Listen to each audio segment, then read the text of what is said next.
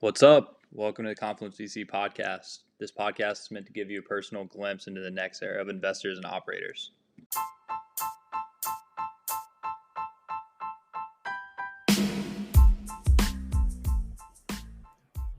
This week we had on Abir Liben, an investor at Serena Ventures based in San Francisco.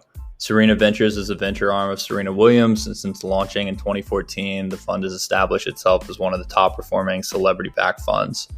In this talk, we discuss Abir's unplanned path into venture, the dynamics of working under one of the most popular figures in the world, Misused founder evaluation frameworks, and how celebrities are able to add value to portfolio companies where other investors cannot. Yo, welcome to Confluence. We have the amazing Abir in the crib, kicking it with us. About to spew a lot of helpful information, insights, background information on herself and her fund, all those types of things, and then dive into some real stuff with us. I just want to say thank you to her and her team for actually just killing it over the last few years and making it like a exciting conversation to have today. And Clay for being a super dope co-founder and making this all possible. So I guess we could start off with the typical. Yo, tell us your story. How you get into this lane and why? Yeah. I never thought I'd be in finance in any kind of way. I'm the furthest from a financier you could ever imagine. Studied urban planning with a focus on international development and public policy at MIT. There were 11 people in that major. Not in my year, but across 4 years. So not the most popular of majors at a super technical school, but I found that it was the only place on campus where conversations about society and tech's intersection were really taking place. So graduated with an urban planning degree and was a little bit confused as to what I was supposed to do with that. Apparently you become an urban planner. So did a little bit of urban planning, specifically residential planning for tertiary institutions. So building residential halls, pricing them, and then figuring out how to, lure students over with nice amenities and charge them like $10K a semester. And found that wasn't really what I wanted to do. I'm a relatively mission-driven individual. Like I want to go to sleep every day feeling like I've done some good in the world. And being Ethiopian American and having studied international development, I packed up all my stuff and moved to Ethiopia, which my parents loved. They were so excited. Not excited at all. They were really upset with me. And I kind of told them like a couple of days before and just left. But moved out to Ethiopia, worked as a strategy consultant. You were in Addis Ababa or? Yeah, I was in Addis, yep. Sure. But I worked across sub-Saharan Africa. So got to travel to Lagos, got to work in Accra, Dakar, was in Zanzibar for a bit, bunch of travel, really fun. Really cold. Zanzibar is cold, and also stand up for our people in Nigeria. Yeah, right? high key, and SARS. Everybody in the venture community, pay attention to Nigeria right now, please. I love how we're so bullish on like Africa rising when it comes to tech, at least Black people in tech, Africans in tech. But to really support those infrastructure and ecosystems, you need some radical change from the top, and they're trying. We'll see what happens, but it's really concerning. But yeah, loved my time in Lagos. Actually traveled all across Nigeria, which a lot of Nigerians tell me they don't even do that. So that was interesting. I'm like, I've been to 6 different states, but absolutely loved my time there. But after 2 years of the consulting grind, it gets a little bit exhausting and it starts to become a little copy paste. And I was looking for something to challenge me. I get bored easily, which was one of the reasons why I really loved consulting, because every 6 weeks something new was popping up, but you're dealing with new topics and new challenges, but you're using the same frameworks. There's not that much creativity at play at the end of the day. And I'd really enjoyed my time working with entrepreneurs, ranging from like smallholder farmers who are entrepreneurs and they're trying to, figure out some more clever ways of increasing their agricultural yield and getting goods to market faster. And then also working with like actual tech entrepreneurs who are doing mobile money payment, and Sub-Saharan Africa is super advanced when it comes to mobile money. Like you can send money anywhere with a quick little SMS, and I wish we were anywhere near as advanced on that front, because they're now doing like mobile banking. You can get loans through USSD SMS and all kinds of things. Really enjoyed working with entrepreneurs and figured, okay, this is what I want to make a career out of, but how do I do that? And then people kept bringing up investing, and I'm like, no, I don't want to be a banker. I don't want to be an investment banker. I can't survive that lifestyle. And just was concerned about like how much fun is it really at the end of the day. I think bankers have a really fun lifestyle, but not always sustainable and not always fun on a day-to-day, like going to work basis. So looked at impact investing a bit, which was a pretty, okay transition. It made sense going from like impact consulting to impact investing. Moved out to Boston and ran a couple of accelerators with a focus on criminal justice and education reform. Really got to be hands-on with portfolio companies because accelerators are providing immense support. Worked on everything from like growth strategy to how do we make sure that you're prepared for board members and structuring your organization on like a C-suite level, and enjoyed it, but also found that like inherently impact-driven work won't necessarily prioritize ROI. And I think there is like a social return on capital as well as like straight up money.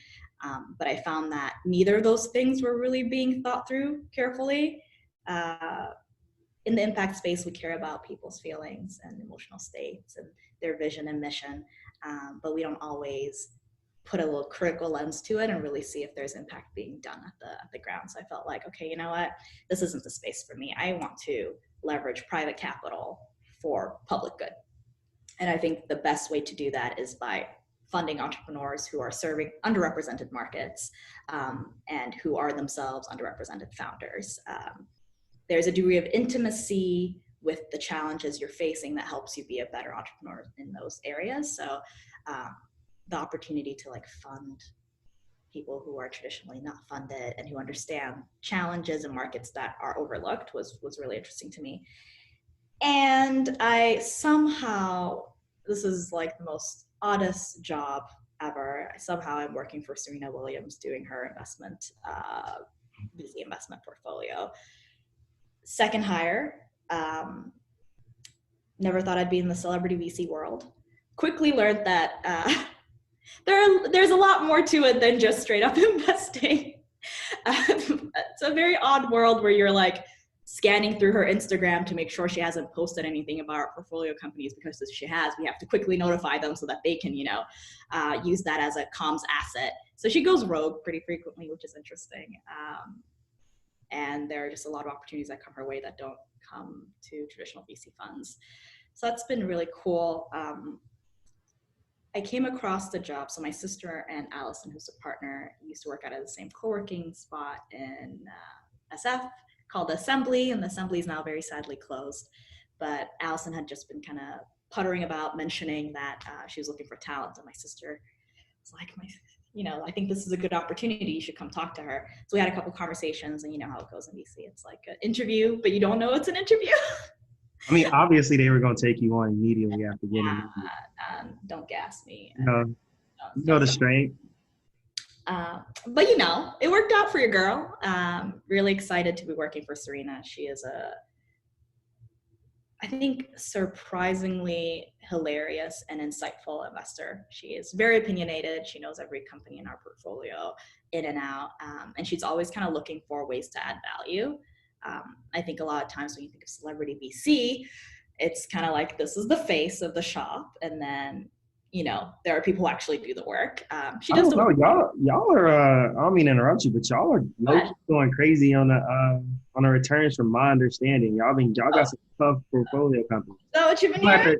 You're going to have to tell us a little bit about the thesis and strategy that you all are going to take on.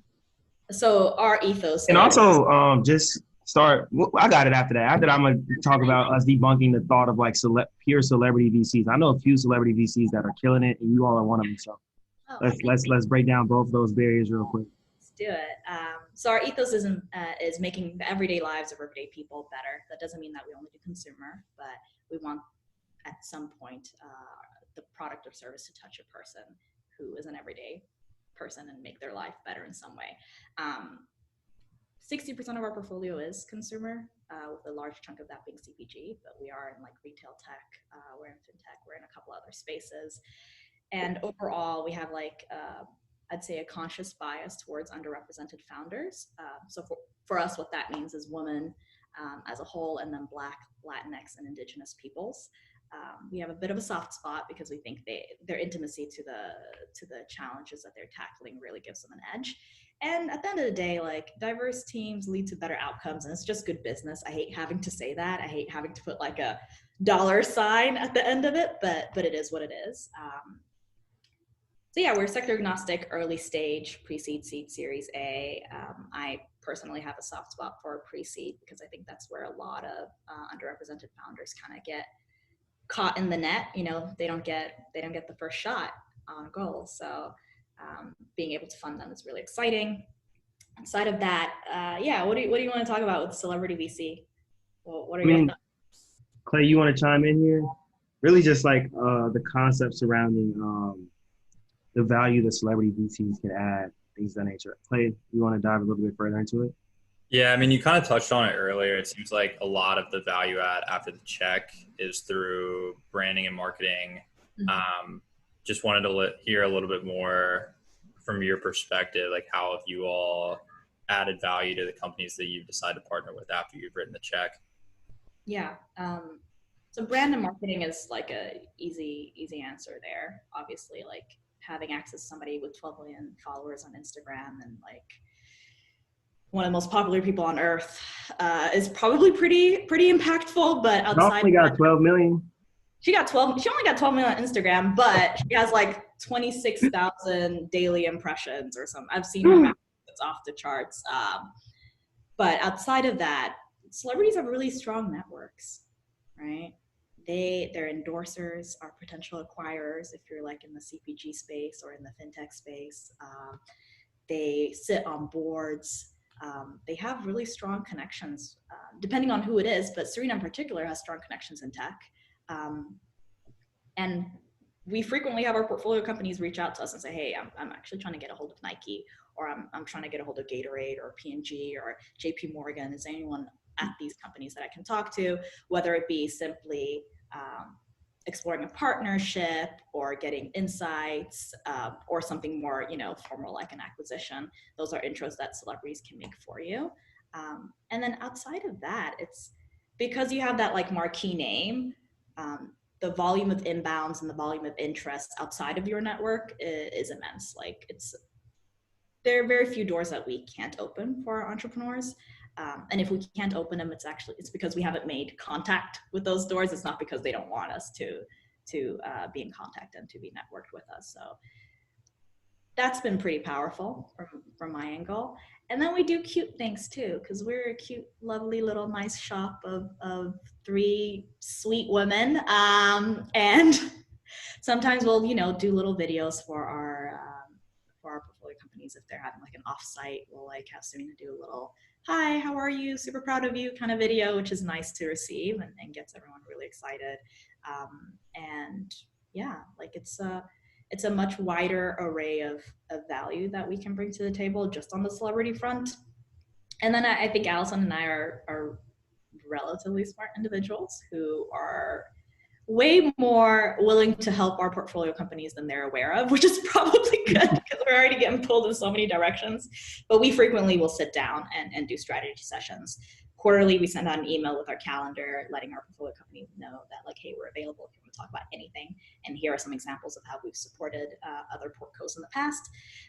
So there's definitely the celebrity factor. But at the end of the day, a lot of it is just grinding and the willingness to grind for your companies. For sure. Yeah, I love that answer. Also talking about like y'all humility in that, like, a little bit willing. I think y'all go really, really hard. And also I think that it's really, really important just to acknowledge that you all are doing this, competing. And like, I've heard things about like how like, Serena's actually married to one of the best VCs in the game.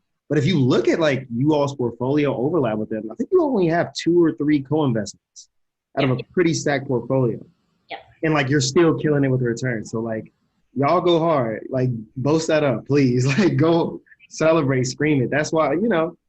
I'm pretty sure all of our exits are from investments that we've made separate. Exactly. And that's when I looked at it, I'm like, wow, okay. It's really exciting. Yeah. And I would argue that our most successful portfolio company, Masterclass, she sourced that on her own. That was Serena, like independently being like, this is a dope idea. They have a deck. They don't have a product yet. I think it's cool. I want to like pitch in. I want to invest. And she got like hands-on at their seed level. So she's out here. Do you all have like a process for like sorting things out? Like do you all have like a pipeline for things that come in for like Serena's endorsements versus like thesis-based things versus like how did you all like construct that? Like for her to be running so many things, I know Allison and you both are beasts. Like how many years old are you all at this point? And like how'd you all start to think about like we're going to really lay down this track? So Serena's been angel investing since like early 2014, and before that she was an LP in some of the like marquee name funds. So she's been in the game for a bit. Got her feet wet co-investing, and then was like, yo, this is fun. I like supporting these portfolio companies. I kind of want to do this on my own. And at the time, her talent agency had a venture fund, so they were also sharing some deals with her. That's how she started. So as a shop, we've been doing this for 6 years. Allison joined in 2018. I joined early this year. And I forgot your question. Like how did you all go about like constructing pipeline? Yeah, managing our pipeline. Like, yeah. I'm sure you all get a lot of noise. We do. And we have a open email at hello@serenaventures.com. I read every email. I don't reply to every email because I get like over 100 a day. But I will read them. Some of them are not venture emails. Some of them are kind of crazy and creepy. But yeah, so we have that like cold email pipeline that I manage on my own. And then Serena will ping both Alice and I whenever anything interesting comes up from her end. And obviously anything that comes through her will get priority because that's from her network. And it's, we want to make sure that those like strong connections are maintained and the pipeline is maintained. But after that, we have a CRM. Enter every deal in there and try to track it that way. What do you use, by the way? We use 4 Degrees, which Black found it. You dig? Shout out that boy. We're about equity and inclusion at all levels, not just. He needs to send me this demo so I can get my team to onboard to it. Yeah. Like I helped build Affinity I was the first test crew at ABC when they were pushing out Affinity. Yeah. But like, and I'm always gonna support them. But Black founded 4 Degrees going hard. I need to check it out. Yeah, I think it's a really good product. I really enjoy using it. Well, with that, one last question before I let Clay dive into our closeout. What are some of the challenges that you felt, one as like a junior VC who's trying to compete at the highest levels, and two, as someone who does work in the type of fund structure that you do? Mm-hmm. So I think my answer to both of those questions is the same. Like the lack of structure is sometimes frustrating when you're in a smaller shop. You have to be very entrepreneurial, which gives you the opportunity to really shape things the way you would like for them to be, to put systems and structures in place that work for you. But it's on top of, like managing a pipeline, sourcing, pitches, writing investment memos. Like there's a lot of other things, just, your regular investing things that you have to do on top of helping build a shop. And this is one of the reasons why I really like Confluence in particular, like as VC is like it's entrepreneurial space and it's an apprenticeship model. And oftentimes it is difficult to find a certain person that you can apprentice under, right? To find mentors, and not just one, but multiple mentors who can guide you through different aspects of VC. So having access to one place where resources are centralized, instead of sitting there and Googling, like, how do I read a cap table? I'm new to this. You can just look it up really quickly and use those tools. I think it's incredibly invaluable because we don't go to school learning how to be a VC. You can maybe when you maybe get those Wharton kids do. Other than that, yeah, like I don't know but, Wharton and GSB may have VC tracks. I don't know anyone else who does. yeah, my But, sister GSB and they have like a ton of VCs. But a lot of people who come out doing VC didn't take those classes. None. So, I'll try to find something on Udemy. It's tough. yeah, it's hard. So being able to like access resources like that is completely invaluable. But I think, yeah, access to resources has been the most difficult part, and then setting up structures and processes. I like ambiguity, but it's hard to drive output and productivity when you're operating in extreme ambiguity and trying to just create frameworks for, and I'm a former consultant. I freaking love frameworks, right? And I don't know if I can operate without them anymore. So it's maybe self-preservation at the end of it. Yeah. That's real. Thank you very much. And thank you for the shameless plug on Confluence. You know, we kind of do our thing out here. I'm serious. I've actually been using your resources. Podcast. This is not a paid for endorsement. At least publicly paid for. But yo, Clay, take us out, man. Cool. So we have these closeout questions. We have these 5 questions kind of meant to be answered in 1 to 2 sentences, just really high output tactical advice for others that are listening. So first question we have, what is a recommendation you hear regularly that you think is bad advice? Oh, that's so hard. That's not a quick question. That's difficult. That's the whole point. We got to dig deep. Oh, shit. Okay. I'm thinking something to do with founders. Yeah. So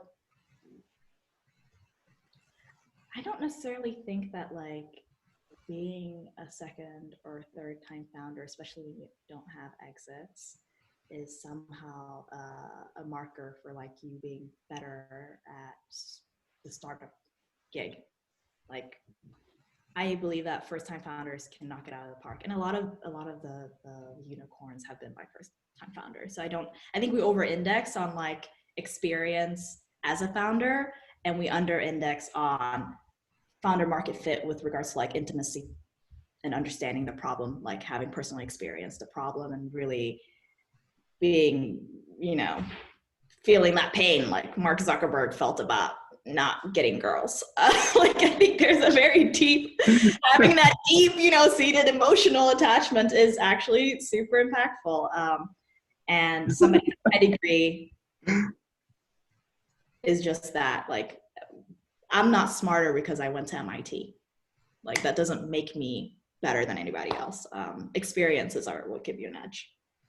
Sorry, that was long. Damn. No, that was fire, bro. Yeah, that was great. That's actually something that needs to be talked about, bro. Just because someone hot's investing or just because someone's done X amount of companies, like, it's a good signal, but it's not everything. Yeah. I think that should be radiated out, like 10X. Like, we're probably going to, like, amplify our voice and throw, like, echoes on that when you say it. But, all right, next cue, man.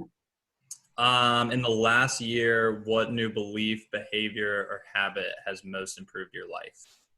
Ooh, this is deep. I've accepted that life is inherently like a challenging and uncomfortable experience, and that happiness is periodic, not constant, and that we shouldn't, like I personally shouldn't be striving for constant happiness.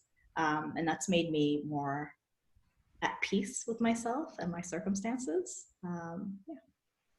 Deep and good advice. Okay. Next question. Aside from having to say no all the time, what's the worst part about venture? Sorry, can't talk right now.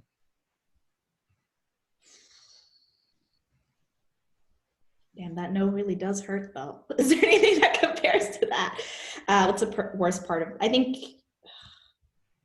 yeah, when you're a generalist, you're seeing so many different deals in so many different sectors, and you have to get up to speed really quickly. And it's easy to get up to speed on a landscape and the trends and what you think works and doesn't work. But it's less, especially with early stage, it's really difficult to understand what metrics actually matter and cutting out the noise. Got it. We're generalists too at Mucker, and I've just become really comfortable being the dumbest person in the room. I think that. You never want to be the smartest person. Yeah, so. No. Exactly. Yeah. I should exit any room where I'm the smartest. Yeah. I ain't got it like that. All right, two more. So next question is, what is the best piece of feedback for junior VCs or those aspiring to break into venture? Yeah, unfortunately, network your ass off. Yeah, cold hit people up on LinkedIn. Use your network to reach people that you can't normally reach. Really expose yourself to how venture functions before you even have your first interview. Like, talk to as many people as you can, and get a feel for the industry. It might not be for you. Like, I think a lot of people are attracted to VC because it sounds sexy. It might not be fun for you. Yeah, I think Tyler's the king of hustle. I mean, I think Tyler had more VC experience before officially breaking into anybody in the history of the game. Well, you started when you were like 19? Is that what you said? Something like that. Hey, shout out to Joe Lonsdale and Drew. I think with this Palantir thing, they just got really rich. So they got what was coming to them. All that karma that they put into me came right back to them in their pockets. There you go. But Tyler, you want to close us out with this last question? yes, take a few seconds to get ready for this because it's gonna hit you hard. I am emotionally prepared. Okay, so on a scale of 1 to 17,362, who's a mentor you want to shout out right now, or someone who's important to you that you want to shout out? It cannot be your own fun. I don't want to hear about Serena's sister either. I would shout out Clayton Bryant at 500 Startups. He's a partner over there. He's been instrumental in my growth as a VC. He put up a post on LinkedIn saying while the George Floyd incident was escalating, he put up a post on LinkedIn saying any Black founder, any Black VC, any Black person who just wants to talk to me as somebody in VC, hit me up. So I put time on his calendar, and now I have time on his calendar every other week, and we talk deals and we talk structuring, and he doesn't know that he's my mentor, but he is. And I think it's awkward to tell someone that they're your mentor. Give him an annual review at the end of the year. I just want to let you know that it's your job. Yeah, I can let him know. Okay, shoot. I'll just send him a little holiday thing and be like, thank you, you're a mentee. It's so weird. It's awkward. But yeah, I've got nothing but love for that man. Shout out to him any day, all day. True.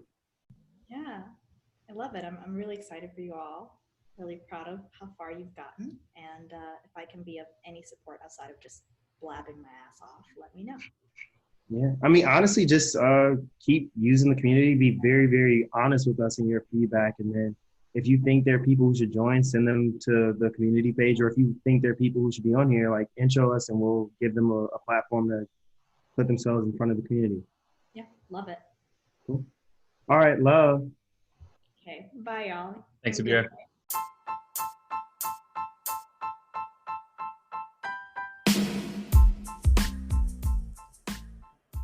Wanted to thank Abir again for coming on this week. Tyler and I really enjoyed having her on, and we hope that each of you were able to pick up something valuable from it. For next steps, if you're an investor and have not already signed up to join, we encourage you to check out our website at www.confluence.vc to submit your info to become a member. If you have any feedback for us, please feel free to reach out directly either to Tyler at gpv.com or myself at clay@bunkercapital.com. Hope to hear from you all soon.